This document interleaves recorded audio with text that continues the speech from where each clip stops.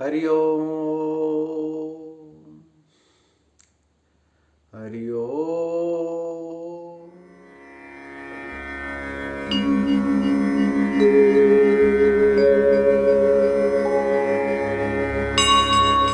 सभी को मेरा हरि ओम। सभी भक्तों को मेरा नमस्कार। सभी भाइयों को, बंधुओं को, बड़ों को मेरा, सबको मेरा नमस्कार। हरि ओम। हमारा टॉपिक चल रहा था डर। यह डर सब्जेक्ट जो ना बहुत बड़ा है, विशाल है। जैसे प्रेम सब्जेक्ट विशाल है, इसी प्रकार से डर जो सब्जेक्ट है बहुत विशाल है। क्योंकि इस डर के ऊपर ही सारा मनुष्य जाति, प्राणी जगत, नेचर खड़ा है। जी हाँ, आजकल का मनुष्य भी इसी के ऊपर खड़ा है और एक दूसरे के कंधे पर, सर पे पैर रख के अपनी प्रोग्रेस कर रहा है। छोटे को डराकर बड़ा बन रहा है। परंतु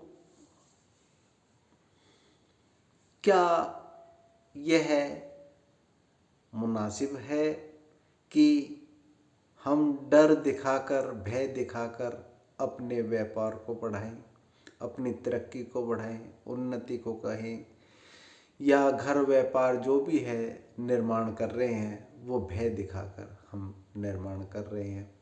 क्या यह सही है? किसी हद तक पहुंचने के बाद आपको मालूम होगा वह सही नहीं है। क्योंकि मैंने देखा है, जिस परिवेश में मैं रहता हूं, जिस परिवेश को मैं जानता हूं, वहां पर लोगों ने भय दिखाकर अपनी मेडिसिन बेची, अपनी दवाइयाँ बेची, ग्लव्स बेचे, मास्क बेचे और डर दिखाकर रिश्वत ली और अपनी प्रोग्रेस की। उस रिश्वत से भरपूर भंडार भरे, फिर प्रोग्रेस की। यह आसपास के माहौल में इसका बोलबाला रहा, डर का। और आज वही डर उनके दिमागों में इस प्रकार से प्रकोप के रूप में छा गया है कि वह निकल नहीं रहा। मैं महात्माओं के पास, जिनके बारे में हम बात करते हैं कि ये निर्भीक हैं, निडर हैं, उनके पास भी मैं गया हूं। वो आम जन समुदाय से ज्यादा डरे हुए हैं। सच्चाई है, असलियत है, वे बहुत ज्यादा डरे हुए हैं। इसी बात पर एक टॉपिक याद आ गया। राजा जनक अष्टवक्र के आश्रम में जाया करते थे,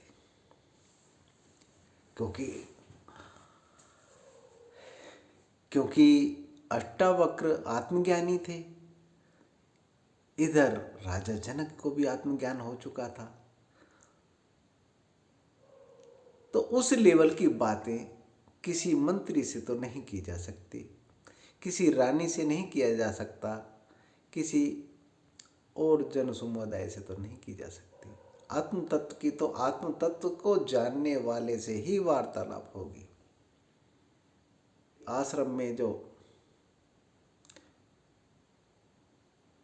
शिष्य रहते थे वो इस चीज से बहुत ईर्ष्या करने लग गए और उन्होंने कहा कि यह ठीक बात नहीं, आपस में वार्तालाप कर रहे थे। तो इस बात को अष्टावक्र जी और राजा जनक जी भांप गए कि ये ब्रह्मचारियों में आपस में चर्चा चल रही है कि भाई हमसे वार्तालाप नहीं करते, इतना समय नहीं देते, ये जबकि बाहर से आश्रम से बाहर से आते हैं, राजा होने के कारण इनसे ही समय दिया जाता है बहुत ज़्यादा। यह ठीक बात नहीं है, हम भी तो इनके पुत्र के समान ही हैं, क्योंकि शिष्य पुत्र के समान ही होता है और पुत्र ही होता है। खैर जब अष्टावक्र जी को ये आभास हुआ तो उन्होंने एक रचना कर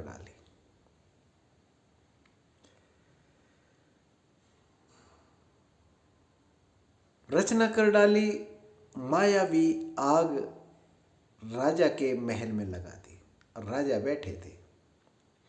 उनके पास कारिंदे आए, उनके नौकर चाकर दौड़ के सूचना दी, महाराज आपके महल में आग लग गई है और संपत्ति धू धू करके जल रही है, सभी कुछ जल रहा है, बचाया नहीं जा सकता, आप आइए। राजा ने कहा कि जब आप लोग नहीं बचा सकते तो मैं क्या बचाऊंगा, बचाने की कोशिश करो जितना बच जाए, अन्यथा अपना भाई जो होना हो वो प्रकृति ने जो निश्चित कर रखा वो होगा, कोशिश करो बचाने की और लगाओ फौज को। फिर भेज दिया। यह चर्चा सारे जितने भी ब्रह्मचारी थे वो भी देख रहे थे।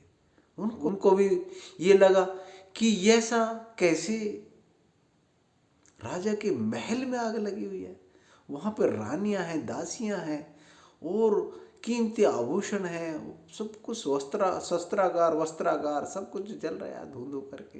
अरे ये यहाँ पे मजे ले रहे हैं, एंजॉय कर रहे हैं, ऐसे कैसे? चलो खैर यहां में क्या, थोड़ी ही देर में एकदम से शोर मचा और उनकी जो झोपड़ियां थी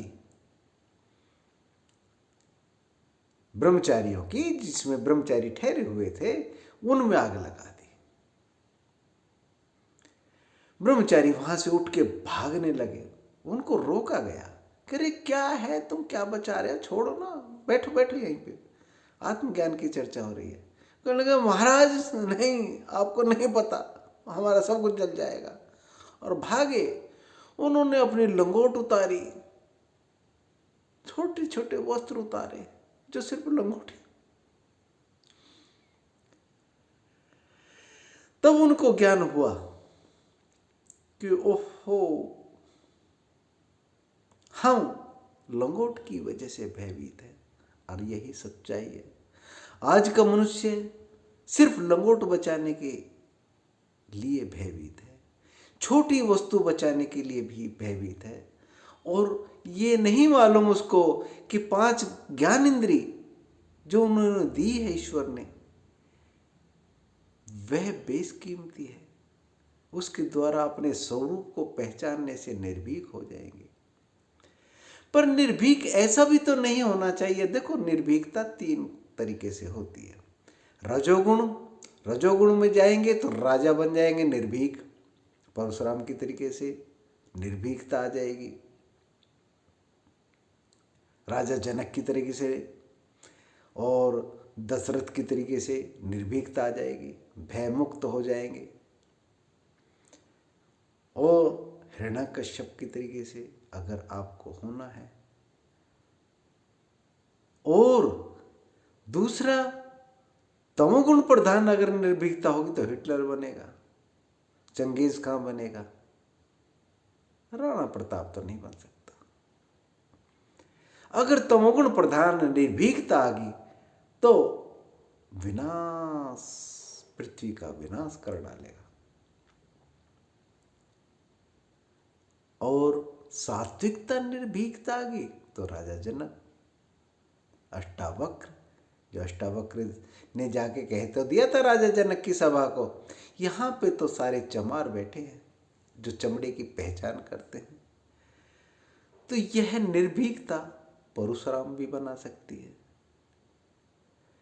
सात्विकता अर्थात विचारों की सात्विकता होना बहुत जरूरी। जब हम अपने आत्म तत्व को पहचानते हैं तो इसमें ये 3 गुण सम्मिलित हो जाते हैं। 2 पलड़े में होते हैं, रजोगुण और तमोगुण 2 पलड़े में होते हैं, सतोगुण उसकी धुरी बीच में सेंटर में होती है। इस प्रकार से सतोगुण पे तोले जाते हैं वे और अपने स्वरूप में स्थित हो जाते हैं। उनका प्रभाव नहीं पड़ता, उन गुणों का आत्म तत्व ज्ञानी के ऊपर कोई प्रभाव नहीं पड़ता, क्योंकि वो गुण से परे है, वह प्राण से परे है, इंगला पिंगला सुषुम्ना इनसे दूर है। जैसे जैसे आत्मज्ञान होता है, ये मन एकाग्र होता है तो सांसों की गति कम हो जाती है, क्योंकि सांसों की गति संकल्प के अनुसार ही बढ़ती है। चिंता होगी, लंबे लंबे सांस, टेंशन, बर्डन, क्योंकि दिमाग को उतनी ऑक्सीजन चाहिए और उनको ये नहीं पता, ये डर के कारण, मैं कह रहा हूं 99% नहीं 101% डर के कारण हमारी जितनी भी बीमारियां हैं डर के कारण है, भय के कारण है।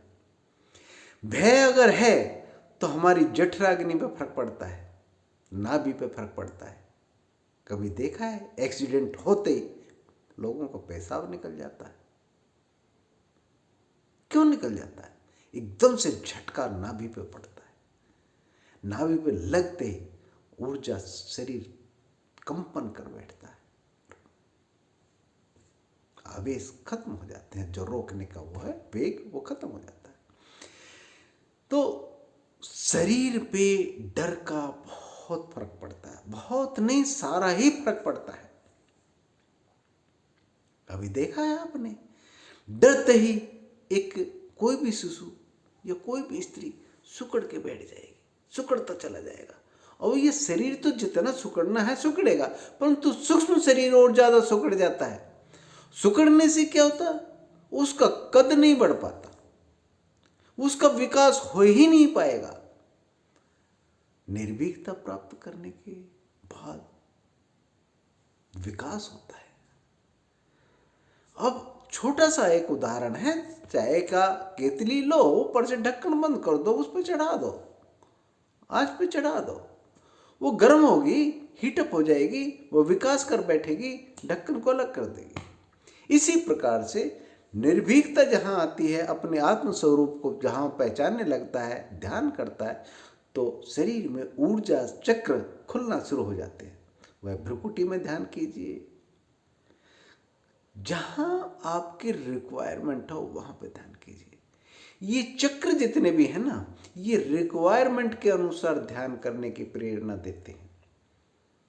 जी हाँ, अगर पहलवानी की है, करना ही है, तो नाभि चक्र पे ध्यान कीजिए। अगर प्रेम में उतरना तो हृदय चक्र है, अगर सत्यता में उतरनी है तो कंठ प्रदेश है, अगर ज्ञान में उतरना है तो भ्रिकुटी है। ये चक्र है। और मोक्ष में उतरना है तो घटना है, अपने आप घटेगी, वो ब्रह्मरंध्र में घटती है। कपाल क्रिया जो हम मुर्दे के साथ करते हैं, एक्चुअल में यहाँ पे घटती है। वो मुर्दे के साथ तो हमने परंपरा बना रखी है, फालतू फंड की परंपरा है, वो कोई लॉजिक नहीं है। लॉजिक तो जीते जी ब्रह्मरंध्र से प्राण निकलते हैं, प्राण की क्रिया शुरू हो जाती है, आवागमन शुरू हो जाता है। इसलिए निर्भीक बनो पर हिटलर मत बनो, निर्भीक बनो, क्रिमिनल ना बनो, साधु बनो, सात्विकता में जाओ, विचारों की शुद्धि। महामंडलेश्वर जी ने कहा है ना, विचारों की शुद्धि सबसे महत्वपूर्ण है योग के लिए। अगर विचारों की शुद्धि कर ली तो फिर तो योग ही है, उसको परम पिता परमेश्वर का मिलन ही है। तो आज के लिए इतना ही, आज्ञा दीजिए। हरिओम हरिओम। सभी का दिन रात समय मैं कहूँगा कि मंगलमय, आगे आने वाला समय आप लोगों के लिए मंगलमय हो, निर्भीकता आए, आने वाले वायरस से लड़ने की आप में शारीरिक ताकत की नहीं, मानसिक ताकत हो, अंदरूनी ताकत हो। मैं शरीर से कोई ज़्यादा बलवान नहीं हूँ, परंतु मानसिकता में बलवान हूँ। मुझे जल समाधि लेने में कोई ज़्यादा समय नहीं लगेगा अगर जरूरत पड़ी तो, परंतु मैं जानता हूँ यह शरीर रूपी मंदिर क्या है, इसका निर्माण मैं करता हूँ। आगे इसी टॉपिक पर आगे वीडियो बनाऊंगा और आप लोगों के लिए बहुत से ऐसे राज खोलूंगा जो आपके लिए बहुत बेहतरीन कार्य करेंगे। हरिओम। शेयर करते रहिए, कमेंट्स करके अपने क्वेश्चन पूछिए। हरिओम हरिओम।